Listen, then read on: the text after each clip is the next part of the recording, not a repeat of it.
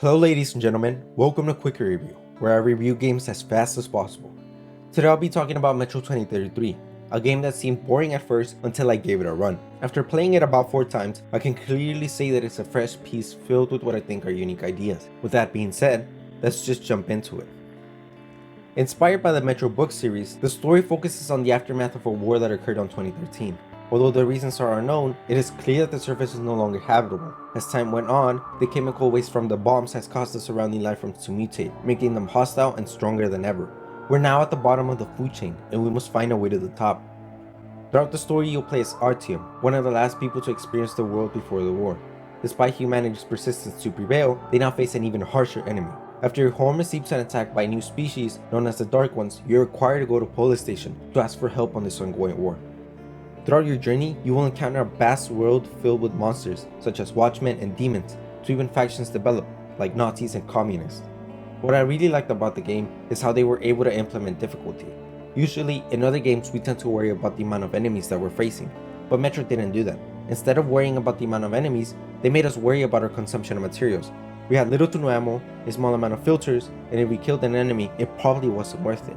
You see, the enemies are hard to kill, making the battles very taxing on the player, and by the time you got to looting them, you'd get 5 to 10 bullets at most. These spikes in difficulty made me use my brain for once. I would examine the area briefly to come up with a path that required the least amount of supplies, more often than not being the stealthy choice. Now I know that you guys are gonna get tired of sneaking around and will try to kill everything on your path, but that probably isn't the smartest thing to do. You see, not only are you wasting this precious ammo, but you're also dictating your ending.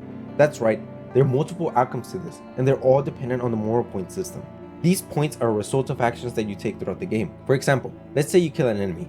Of course you'll get negative points, but to make up for that negative karma, you can decide to spare some bullets and give them to the homeless. Or, instead of killing him, you could have just knocked him out instead.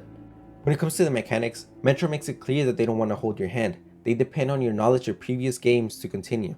From the very beginning, they show you the importance of a gas mask. Whoa, there's gas mask in the game? That's right, there's also flashlights, generators, and night vision goggles. They throw all these things at you and they expect you to keep an eye on them. Did you forget to change filters? Bam, now you're dead. Did you forget to charge your flashlight? Well, congratulations, now you won't be able to see anything. Although these components may seem a bit scary, I can assure you they aren't. Metro adds these components to create a challenge for us. I mean, they could make it like a simple first-person shooter, but would you really want to play something so boring? When it comes to the atmosphere, it was something else entirely. In fact, that's the main reason I'm talking about this game. Although it's a linear one, it was able to show what life and death feel like. The tunnels portray this sense of life by adding a wide variety of NPCs. Although some of them may look alike, don't be discouraged. Most of them have unique stories explaining the current world events that are going on. All these people talking and the kids playing in the tunnels create this warm feeling around them, making you feel like you're home.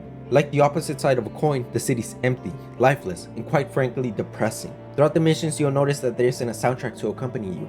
You only hear your steps and the scenery. Hell, sometimes you can only hear the empty swing sets. As you progress, bam, you got hit in the back. There was no warning, there was only an attack, and I really liked that part. The game was able to create more tension by having less, and that's impressive. Quite frankly, you don't even need to get attacked to feel this tension. The idea that you could be walking around and you could get ambushed at any second is scary to me. I remember every time I played, I would hold my breath when I changed filters. I know I may sound like an idiot speaking on it, but every time I played it, I would just get sucked into the small world. Playing with my headphones on and listening to my surroundings made me feel like Artyom, a soldier exploring a dangerous world, seeking to save his home. With that being said, I'm proud to give this game a rating of 9 out of 10.